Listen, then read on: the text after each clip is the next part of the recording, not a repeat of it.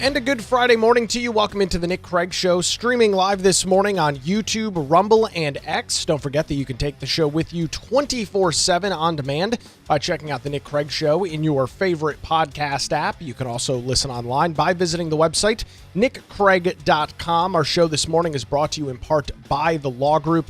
Visit them online at lawgroupnc.com or give them a call at 910-251-6088.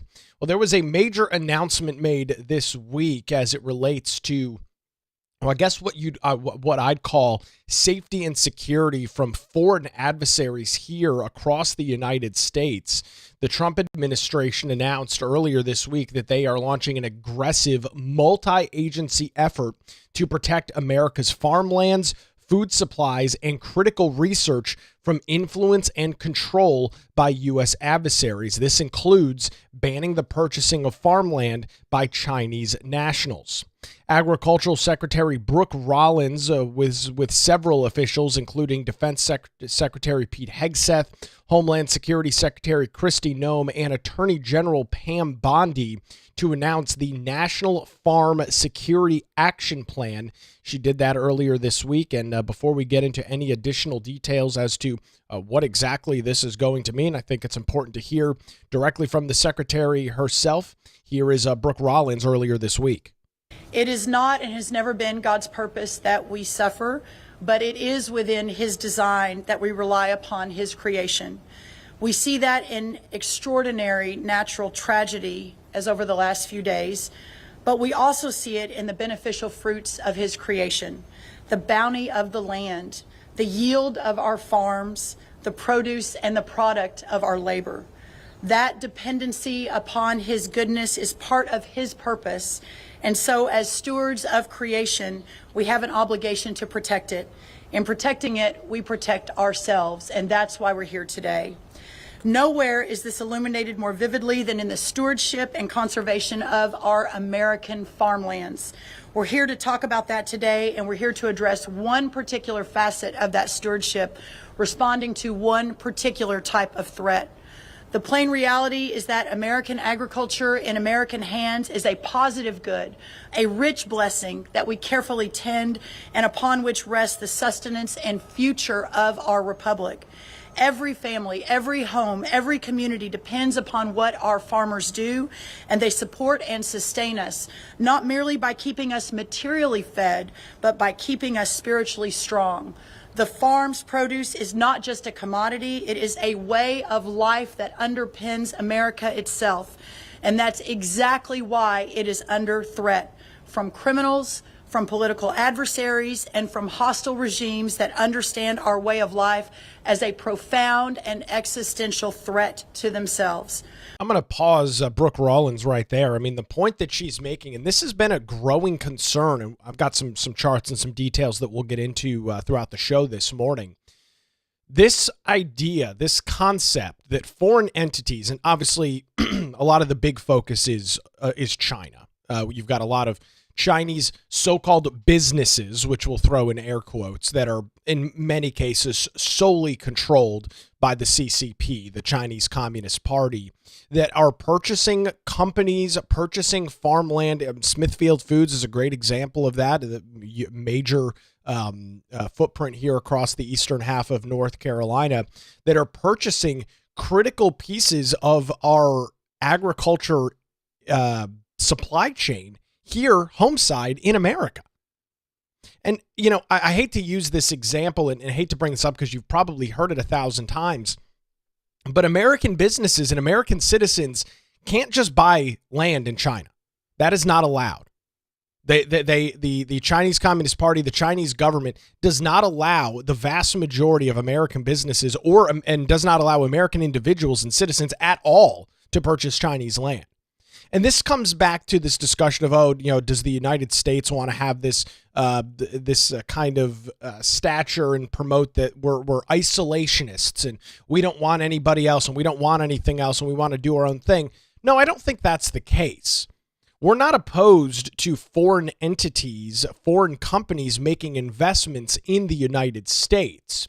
But I do think we should have, and it should cause significant pause when we look at critical pieces of our food supply chain being purchased by adversaries like China that, I'll state once again, do not have America's best interests at heart. The Chinese Communist Party does not want to see America succeed. They do not want to see America prosper.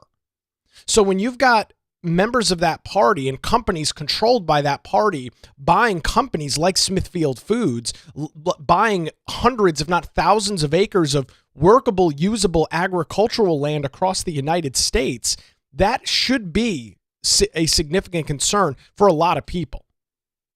Right? You look at what an apocalypse looks like. People without food for 2 or 3 days and everything starts falling apart. Once people no longer have access to food, you see this during natural disasters. The community completely collapses. Now, fortunately, with natural disasters, they're, for the most part, geographically relatively small, right? You look at the devastation in Western North Carolina. Yes, a large area, but not the entire United States. A relatively, in the grand scheme of everything, small portion of land. And fortunately, charities, governments, and other groups are able to funnel food, water supplies into those areas so they can get back on their feet. But what would happen if there was a national crisis in the supply chain for food?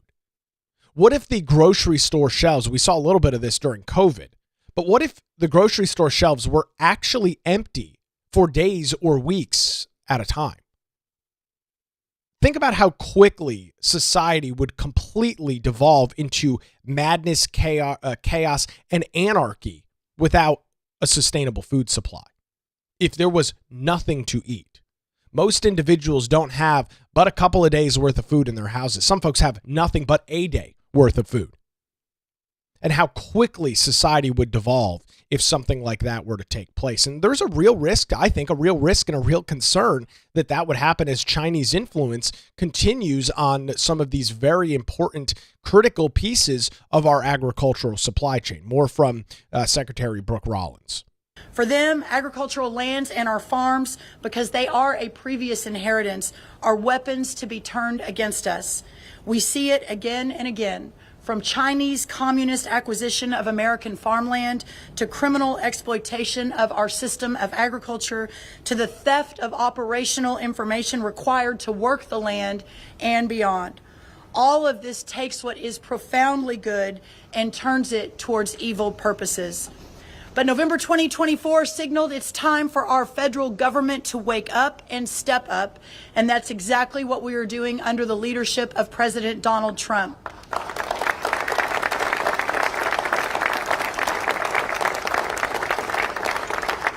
With this announcement today, we are taking this purpose and our American farmland back.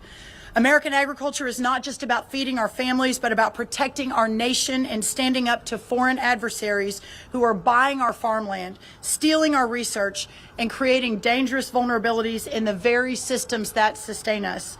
Reshoring and nearshoring our food and agriculture supply chain is essential for our nation's security.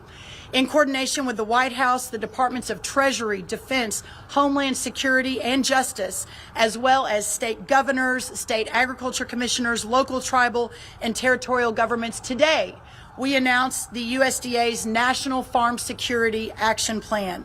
This plan includes 7 key action items, and there's a lot of people here that I want you to hear from, so I'm not going to go one by one, but just very quickly. It's on our website. The press has gotten a preview of it, and we can ask some questions once we finish the main program.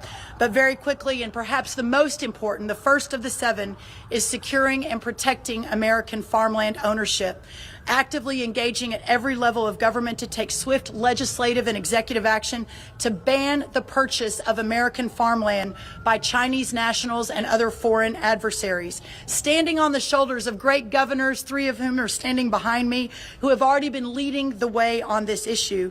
And at the federal government level, working to do everything within our ability, including presidential authorities, to claw back what has already been purchased by China and other foreign adversaries. Additionally, working with the Treasury of the Secretary of the Treasury, along with our Defense Department, on memorandums to ensure that moving forward, there is a much more intentional look at who is buying what in this country and from where they are in the world.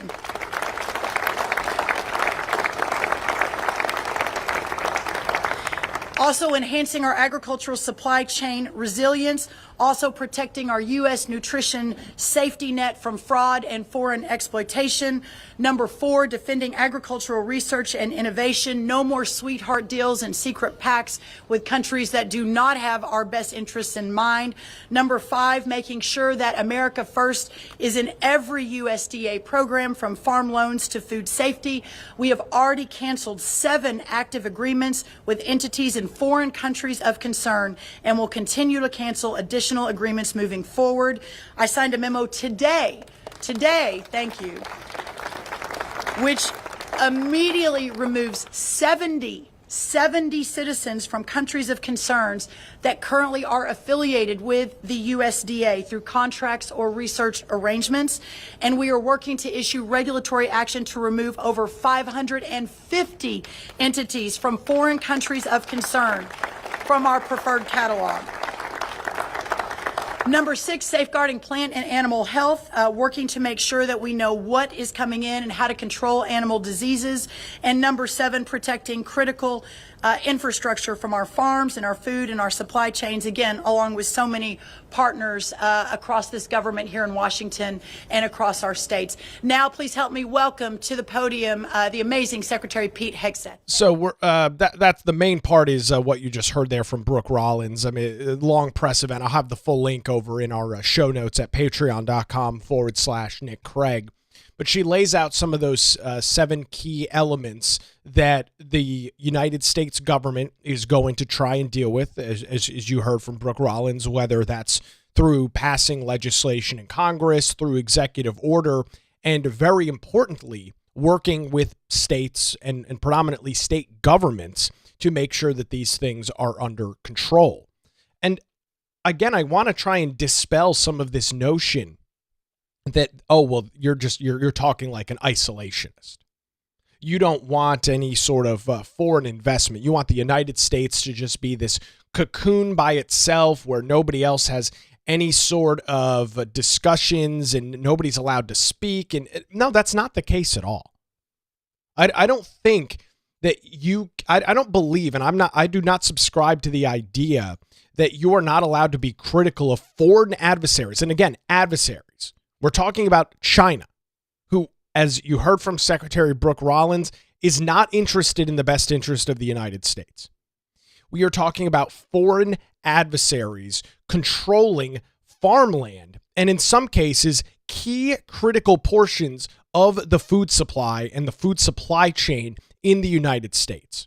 I do not believe that having that discussion and thinking that that is a real and substantial risk makes you an isolationist. I think it makes you skeptical of what these entities truly are interested in and should raise some alarms. I mean, when you've got hundreds of thousands of acres of usable farmland that is being purchased and is still, in this case, being used as active farmland, that switch could be flipped at any point. Again, because you're talking about a foreign government, an adversarial foreign government that is not interested in the success and the prosperity of the United States of America. That is a real concern to me.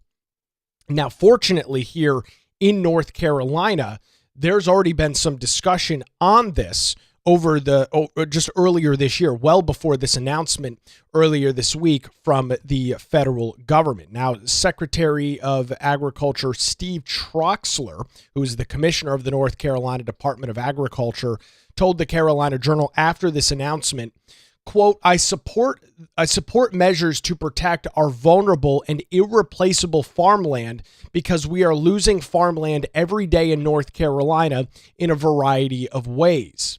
North Carolina stands to lose over 1 million acres of farm and forest land to development alone by 2040, based on a recent report from the American Farmland Trust. We need to focus efforts to slow the loss of farm and forest land so this valuable land is not taken out of our food production forever. I have said for many years that having the natural resources available to feed ourselves and our country is a matter of national security. Here's a very concerning stat for you. As of January last year, 3.5% of farmland in North Carolina, or upwards of 700,000 acres of farmland, was foreign owned. Now that report's from January of 2024. So at this point, that report's, a year and a half old. 3.5%. Is that the largest number in the world? Is our supply chain going to fall bottom out at 3.5%? No. But as that number starts creeping up higher, as it gets into 5 and 6 and 7%, 8, 9%, now you've got a serious problem that you're staring down the barrel of. When you've got foreign entities, not all of whom are adversarial, but when you've got foreign entities, and some of which who could be adversarial, owning 700,000, a million and a half acres of farmland just in North Carolina, right? We're not talking about nationally. It's 3.5%, 700,000 acres just in our state. That, to me, is a serious, serious problem. So the North Carolina General Assembly has been trying to deal with this. There was 2 pieces of legislation that have been discussed and did pass both the House and the Senate. They have not been signed into law, and they have not passed the opposite chamber, but there's been a House version and a Senate version. The House version is the North Carolina Farmland and Military Protection Act. That's House Bill 133. Its sponsors include Representative Jennifer Balcom out of Henderson County, John Bell out of Wayne, Jeff Zinger out of Forsyth, and Neil Jackson out of Moore County. And that legislation would prohibit adversarial foreign governments defined as state-controlled enterprises or governments subject to the U.S. International Traffic in Arms Regulation from acquiring, leasing, or holding any interest in agricultural land or real estate within a 75-mile radius of a military installation in North Carolina. Proponents of this legislation say that the law protects national security, food supply, and critical resources. Representative Jeff Zinger told the Carolina Journal, quote, "I'm just thrilled that the federal government is stepping up and realizing this could be a really big problem. I think folks are starting to understand that even though we have a global economy, we can also create vulnerabilities if we're not wise. And we know and that's where people are going to be a little bit rightfully concerned." And he's talking about these vulnerabilities that can be created in relatively small geographical areas, in very relatively small portions of the agriculture or the food supply chain. It doesn't take much to upend some of those entire chains. It wouldn't take a whole lot for some of those facilities in key strategic areas and key strategic bottlenecks to cause a serious problem in the overall food supply. So that's House Bill 133. In the North Carolina Senate, a similar bill, which is called the Prohibiting Foreign Ownership of NC Land, that's Senate Bill 394, was also proposed in the state Senate this session.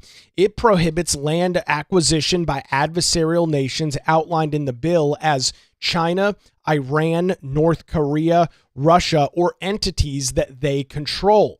It blocks these foreign entities from owning agricultural lands within 25 miles of a military installation or an area designated by the Federal Aviation Administration as special use airspace. So fortunately, our lawmakers here in North Carolina understand and have seen this risk. And by the way, legislation similar to this was introduced last session. It did not make its way fully through the North Carolina House and Senate, similar to the two pieces that we're discussing this morning. But it is on the minds and it is being acted on here in North Carolina. Unfortunately, both of these bills, Senate Bill 394 and House Bill 133, are for all intents and purposes stalled out in the General Assembly. Neither of them have had any movement since the latter parts of May. So they've done all the pieces that are required to meet the crossover deadline, and they're still considered active pieces of legislation, but they have not had any significant movement since that period of time. And typically, if something sits kind of dormant for months, especially as we head into the continued discussions of the budget and the general lawmakers in Raleigh trying to get out of Raleigh and end the legislative session, it seems pretty, I don't know if I'd call it obvious, but it seems that, at least for now, they're essentially stalled out. They're not dead, but they're stalled out. Now, there's always the possibility that this legislation could find its way into the budget as part of, the budgets are typically a couple of hundred pages, if not more. So it could end up in there. There is also the possibility that because of this announcement from Agricultural Secretary Brooke Rollins earlier this week, that when lawmakers do get back at the end of July, that they will and could potentially re-spark the debate on these two pieces of legislation. So I bring you all of this information because I really haven't seen it anywhere else. And I think it's important to note that where those things stand right now. We're getting some live commentary in this morning, which we always appreciate on our YouTube, Rumble, and live chats. Farmland and food production. Smithfield in North Carolina is owned by China. Yes, that is exactly the case. And that was a big discussion back probably 5 or 6 years ago when it was announced. Actually, it was longer than that. It was almost a decade ago at this point, 2013, when a Chinese company acquired Smithfield Foods, which is, by the way, the world's largest pork producer, has major facilities here in North Carolina in a deal valued at $4.72 billion. And to that point, in 2013, when that happened, it was the single largest Chinese acquisition of a U.S. company. That is a major concern. That is a huge, to me, a massive problem. And you can go online and read all about it. And there's obviously been a lot of coverage over the last decade or so on this. But you've got Smithfield Foods, which people have seen all across the state of North Carolina. You can't miss their facilities if you're driving around the state, that is owned by a Hong Kong-based company. And one thing we do know about the Chinese economy is that the vast majority of so-called companies in China are just arms and legs and extensions of the Chinese Communist Party. And so when you've got them purchasing Smithfield for almost $5 billion back in 2013, Smithfield is the world's largest pork producer. Would you argue that that is a potential risk, a potential vulnerability in the American food supply? I mean, I'd say so. Pork is a large part of the United States economy. It is a key portion of the agricultural industry across the state, which, by the way, I'll note, the agricultural business is the single largest business in North Carolina. Still to this day, it's not tech, it's not biotech, it's not healthcare, it's not anything else. The largest industry in our state is still to this day agriculture. It has a multi-$100 billion impact on our North Carolina economy each and every year. It is a key portion of what drives our state. For example, coming up a little bit later on, we'll talk about CNBC ranking North Carolina as the number one state for business. Agriculture is a major part of that. So you've got Smithfield Foods, owned by this Hong Kong-based company, which undoubtedly has some control over, has some level of control from the Chinese Communist Party. And there was some discussion about that during this press conference that we were just listening to a little bit of, as Pam Bondi talked about the CCP having ties to a vast majority of these countries. And I just want to show you this image. This image is from June of last year. So this image is just about a year or so old. It's put together by the New York Post, and it shows Chinese-owned farmland in the United States. And boy, howdy, would you look at all of that red in eastern North Carolina. You've got from Charlotte almost down to the Wilmington area, north of here up towards the Greenville area, and then on the Virginia border down. You've got this huge chunk of land essentially east of Interstate 95, which is largely owned by the Chinese. Now, a lot of that red that you are seeing here in North Carolina, and the reason, a lot of the red that you're seeing there is in fact Smithfield Foods, because again, they acquired it back in 2013. So a lot of what you're seeing there, I'll zoom in here on North Carolina, is the Smithfield effect. They're predominantly located in eastern North Carolina. You can't tell me, looking at this chart, they've got Fort Liberty is on the thing, Fort Bragg, you've got Camp Lejeune, both in these areas.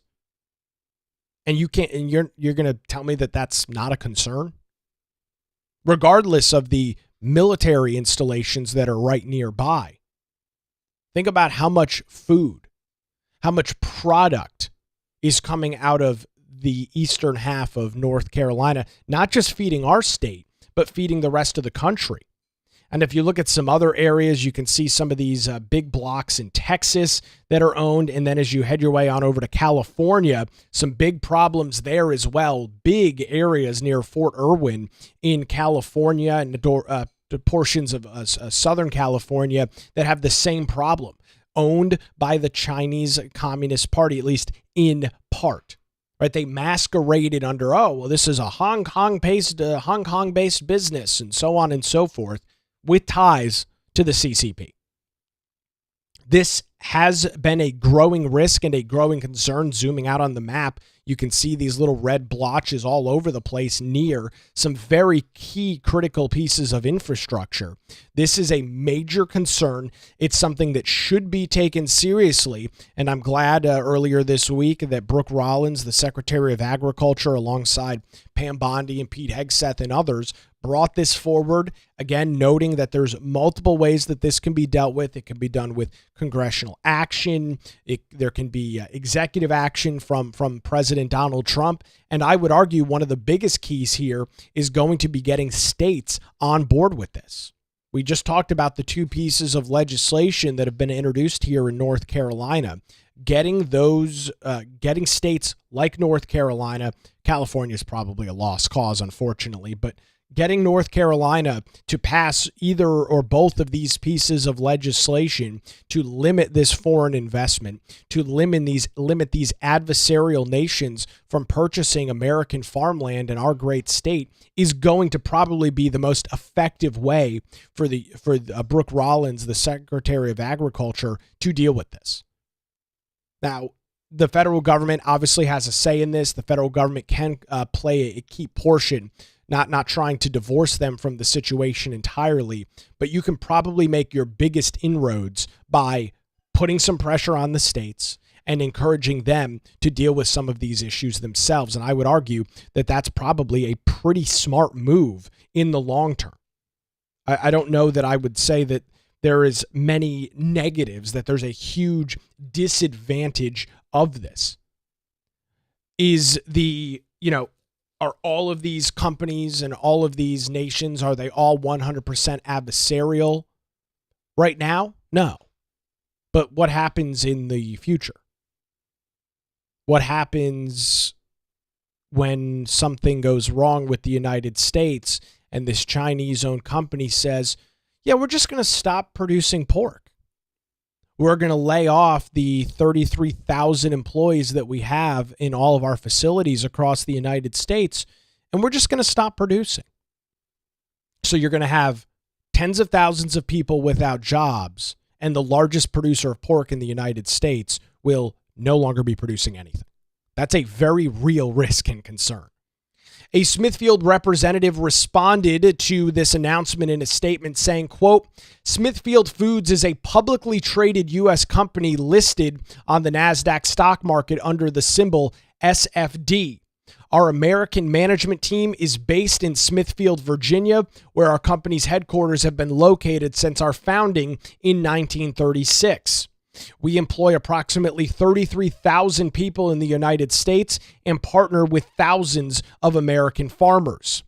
Our products are produced in the United States, and the vast majority are consumed in the United States. We primarily export offal to China, cuts of the pig that are not typically consumed in the United States. The spokesperson said, we are a majority-owned subsidiary of Hong Kong-based WH Group Limited, a publicly traded company with shares listed on the Hong Kong Stock Exchange, and investors from around the world, including the United States. WH Group is not a Chinese state-owned enterprise and does not undertake any commercial activities on behalf of the Chinese government. Okay. Well, then I guess as long as they say that they're not taking any part. But see, this is the difference between China and the United States. Let's just say and play out the scenario that the United States gets into a war with China. Now, I don't know how extensive of a war, but let's say there's an actual war with China, with troops on the ground and so on and so forth, actual fighting happening. The Chinese Communist Party can march their way over to Hong Kong, take over WH Group Limited, because again, there's no rights in China, can take over this company, even though right now they say, oh, we don't do any commercial activities on behalf of the Chinese government. If we were at war with China, what would stop the CCP from telling WH Group Limited, who owns Smithfield Foods, halt all production, lay off every single worker, and halt production? What would stop them from doing that? There's nothing in the Communist Party rulebook that says that the CCP can't take over a company if it's justified. It's communism, after all. As long as the means justify the ends, you can do whatever the hell you want. We don't have that in America, but they do, in fact, have that in China. So what stops something like that from happening? I know that might seem like a ridiculous example. That seems like, oh, Nick, that's never going to happen. I don't know that we'll ever be in some sort of direct armed conflict with China. But if we are, which there are continued pressures and continued escalations that take place, do you want the largest producer of pork in the United States to be owned by a subsidiary that is based in Hong Kong? My answer to that is absolutely, unequivocally, without a doubt, hell no. That is a major risk to the United States economy. That is a major risk to the United States food supply. And that's got to be something that I would imagine is on the minds of Brooke Rollins, the other folks in the Trump administration, and likely some of the elected leaders here in North Carolina who have been talking about this and leading this charge. Some more commentary on our Rumble chat this morning. Because China doesn't change the name of the company like Smithfield, most have no idea the infiltration of China into our food supply. I was shocked when I found out that China owned this company. Absolutely. Very smart. And right now, right, where we sit this morning and where we've sat for the last decade since WH Group Limited purchased Smithfield, they are a publicly traded company. And I might even argue that currently, right now, they are not carrying out directives on behalf of the CCP, right? Because they're a business with investment and so on and so forth. They want the business to succeed. But again, we're looking at a relatively small slice of time. We're looking where we are right now. We don't know where we're going to be in 5 years, 10 years, 15, or 20 years. And you can guarantee that if we ever got into some sort of armed conflict with China, they would use the power and the influence that they have over the American agricultural system, just using Smithfield as one small example, to ravage the United States. How can you imagine that process unfolding? The United States is fighting a war with China, and then all of a sudden the food supply grinds to a halt. Can you imagine the pressure that would put on the United States? You know what it would do? It would force the United States to cave and bend to China. It would force the United States, because the American people, in many cases, would be without potentially large portions of food. It would force the United States to wave the white flag and get out of the conflict. That is not a situation that I want to be in at all. This is a great decision from Brooke Rollins. This is a very noble effort by the administration, and I'm very much looking forward to seeing what else they do, the pressure that they start putting on states like North Carolina to get some of this legislation passed and some of these reforms so that we can, keep control of our agricultural supply, so that we can keep control of the ability to produce food and employ individuals to do so across the United States. I'll have links to all of this, including that image, in our show notes over at patreon.com/Nick Craig. As we continue this Friday morning, I want to tell you about the Law Group. When legal challenges arise, make sure you put your trust in the Law Group right here in Wilmington. Since 2003, their experienced attorneys have provided high-quality, affordable legal services across the eastern half of our state. Whether you're facing a divorce, navigating real estate transactions, or maybe you're in a position where you need a strong defense, the Law Group has your back. Their dedicated team ensures your questions are answered and issues are resolved as quickly as possible. Great news, ladies and gentlemen. They are located in downtown Wilmington and just a phone call away at 910-251-6088. They've got a great website set up at lawgroupnc.com. Give them a call, 910-251-6088, or visit their website, lawgroupnc.com. That's lawgroupnc.com. The Law Group, experience and dedication you can rely on. We appreciate their continued support of the Nick Craig Show. Yesterday morning, CNBC announced their number one state for business in the United States, North Carolina, back on top. We'll have those details coming up here in just a few minutes as the Nick Craig Show rolls on this morning, streaming live on YouTube, Rumble, and X, and 24/7, wherever you get your podcasts.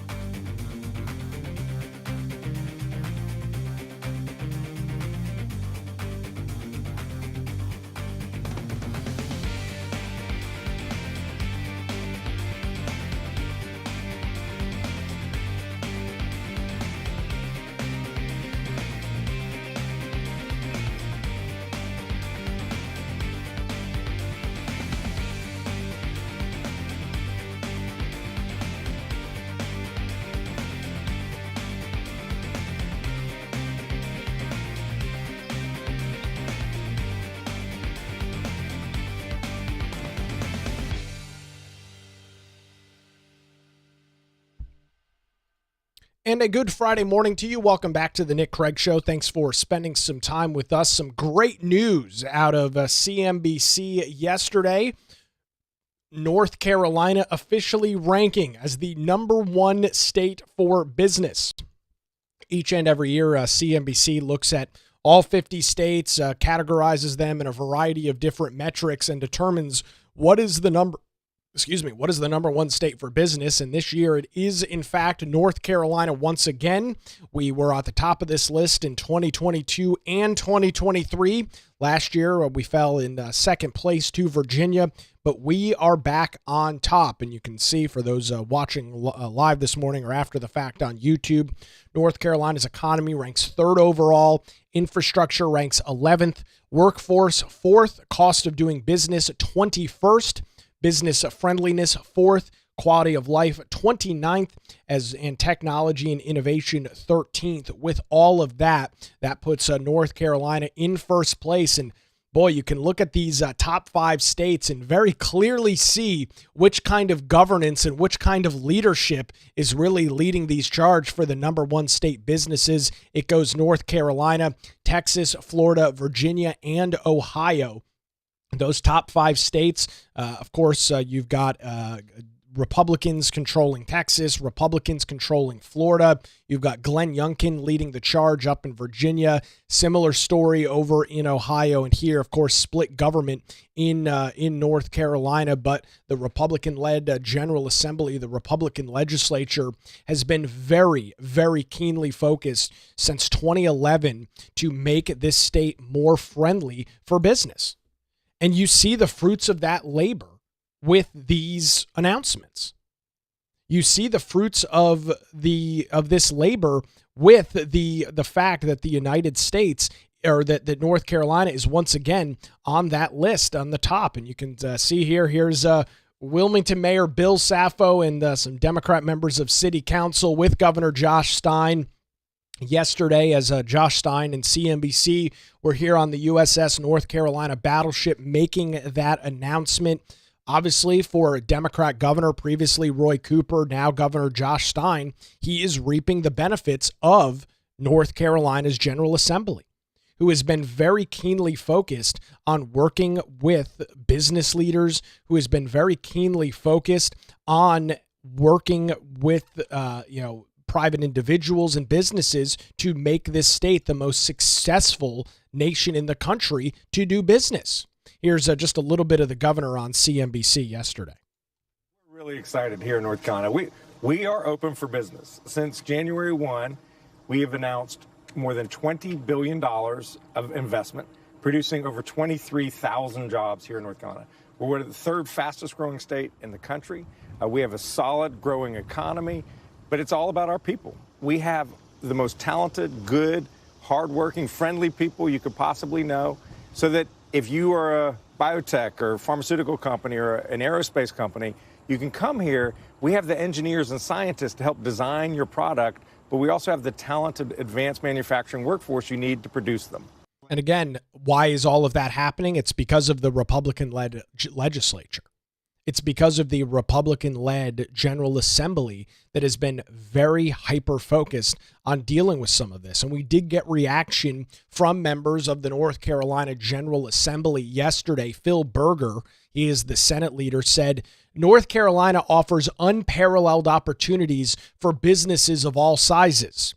Since 2011, the Republican-led General Assembly has reshaped our state's business climate by slashing our tax rate, reducing regulatory hurdles, and supporting world-class educational and job training programs. Our community colleges and UNC system schools are vital partners in preparing our citizens to fill thousands of jobs being created here and existing ones. We must double down on our efforts to support business growth and development from Murphy to Mania. That is not something that happens accidentally. And just a quick history lesson here this morning, especially for folks that are newer to the state of North Carolina. Prior to 2011, Democrats had ruled this state, both in the General Assembly and essentially in the governor's mansion, for the better part of 100 years. And when Republicans took over in 2011, North Carolina had the single most expensive and the single highest individual income tax rate in the Southeast. It was when I believe Republicans took over, it was 8% was what the personal income tax rate was. 8%. It's now 4.25% and is scheduled to go down to 3.99% next year. North Carolina at the time had one of the highest corporate tax rates in the United States. That tax rate is now down to 1.99%, and over the next couple of years is set to be phased out completely, joining a plethora of other states that have no corporate income tax. That stuff doesn't happen by accident. Those things don't just happen magically. You know, when we talk about the difference between Democrats and Republicans, and this goes way back to Monday's show, when we were talking about Elon Musk and his discussion of the America Party, because Republicans and Democrats are just the exact same people. There's no difference between them. There's no daylight.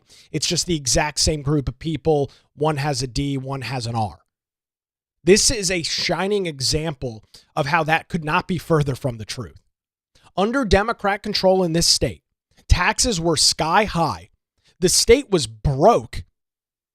The state owed the federal government tens, if not hundreds of millions of dollars in debt. And the state was just barely coasting along. This was after 100 years of tax and spend policies from Democrats. This isn't foreign history, ladies and gentlemen. This didn't happen 200 years ago. We are talking about the state of North Carolina less than 15 years ago. Republicans come into power in the North Carolina General Assembly. At the time, it was individuals like Tom Tillis and Phil Berger that course corrected our state, that promised the people of North Carolina that they were going to make a substantial change to the way in which this state was doing business. And the end result of that is a state that over the last 5 years has been first or second in CNBC's #1 state for business. This is a good thing. And it only happens because of strong fiscal responsibility in the North Carolina General Assembly. Now, let me state this. Is the General Assembly perfect? Could they be more fiscally conservative? Could they be more fiscally responsible in certain areas? Absolutely. There's always room for improvement. But we have very real examples over the last 20 years of what the difference is between Democrat and Republican control. Democrat control in North Carolina meant high taxes for individuals, high taxes for corporations, and the state was broke. Republicans swelled to power in 2011. They pay down our debt. They cut the corporate tax rate. They cut the personal income tax rate. And the end result is the state is more profitable, more successful, more prosperous, and is now one of the #1 states in the United States where businesses are looking to relocate or open new subsidiaries. That stuff, again, just doesn't happen by accident. You don't just wake up one morning and, oh, look at this. We're the #1 state for business. No, it happens because Republicans made key efforts and put forth key programs to make those changes. House Speaker Destin Hall said, "We've taken a deliberate approach to fostering a business-friendly environment grounded in policies that reduce barriers to entry, promote competition, and encourage investment and growth. Being ranked #1 for business yet again is just the latest example of successful reforms implemented in North Carolina by the Republican-led General Assembly." Some other commentary and quotes. Donald Bryson, the CEO of the John Locke Foundation, said, "North Carolina's third CNBC top state for business title in 4 years is no accident. It refers a decade of disciplined fiscal policy, competitive tax reform, and a regulatory climate that trusts entrepreneurs more than bureaucrats. The result is a 3.7% GDP surge, tens of thousands of new jobs, and a talent pipeline that rivals any in the nation. Lawmakers should double down on this free market formula because the real winners are North Carolinians who enjoy greater opportunity and rising prosperity." You can't point to anything else. Now, When Roy Cooper was in the governor's mansion, 2022 and 2023, when the state won, he, of course, took his victory lap. He's the governor. It's his right to do so. Josh Stein yesterday, taking the victory lap, his right to do so. He's the governor. But do not fool yourself for a second. Do not fall into some sort of trap that is set to be laid out by the Democrats, that the reason that the state of North Carolina is the number one for business is because of their policies. We know what the Democrat policies are. It's tax and spend, tax and spend. You compare and contrast that to what Republicans have done over the last 15 years in this state, and you see very key fiscal responsibility. You see changes being made in the tax code for both personal individuals and, of course, corporations. You see regulatory reforms, cutting red tape, allowing businesses to open, not making them jump through hula hoop after hula hoop of regulation, bureaucracy, and red tape to open a business. Those have real key strategic effects on a state like North Carolina, and it's obviously paying off. You don't win it 3 out of 4 years. You're not in the top 2 5 years in a row if things are not being done intentionally. Very, very intentional here in North Carolina. This is great news for our state as growth continues. I know, especially here locally, there's a lot of discussion about growth, a lot of individuals not happy with growth, especially across southeastern North Carolina. The reality is growth is happening. Growth is good, and I'll just make this point. We'll, of course, get into this as the city council elections come through and come forward next year. Or excuse me, later this year, I should say, for city council and stuff of that nature. It is always, and when I say always, I mean always. It is always to be better on the side of growth than on the side of decline. That does not mean that growth doesn't have its challenges. That doesn't mean that growth doesn't need to be put in check sometimes. But it is always to be better on the side of growth than on the side of decline. And the reality in North Carolina is very simple. After 100 years of Democrat control around 2010, the state was on the side of decline. The state was broke, the taxes were too high, it was not a competitive place to live or to work. Republicans took control and took power in 2011. They started reforming the state. They cut personal income tax. They cut the corporate tax rate. They removed regulation. They removed red tape. And you are now seeing the fruits of that labor out of the Republican-led General Assembly. We no longer owe hundreds of millions of dollars to the federal government. Taxes continue to go down. And lo and behold, the state has more money. This stuff works. There are real examples literally over the last 15 years in North Carolina of what fiscal responsibility looks like and the key differences between Democrat control and Republican control. Tax and spend versus fiscal conservatism and fiscal responsibility. So hat tip to the North Carolina General Assembly for continuing this charge forward, for continuing to highlight and focus on some of these key areas. It does not go without notice, obviously. Great acknowledgement there from CNBC. Great news for the state of North Carolina. Well, ladies and gentlemen, that is going to do it for a Friday edition of the Nick Craig Show. Thanks to the Law Group here in Wilmington for their continued support. Give them a call at 910-251-6088 or visit them online at lawgroupnc.com. Thanks for spending some time with us this morning, live 7 a.m. on YouTube, Rumble, or X, and of course 24/7 wherever you get your podcasts. Have a great weekend. We're back with you Monday morning right here on the Nick Craig Show.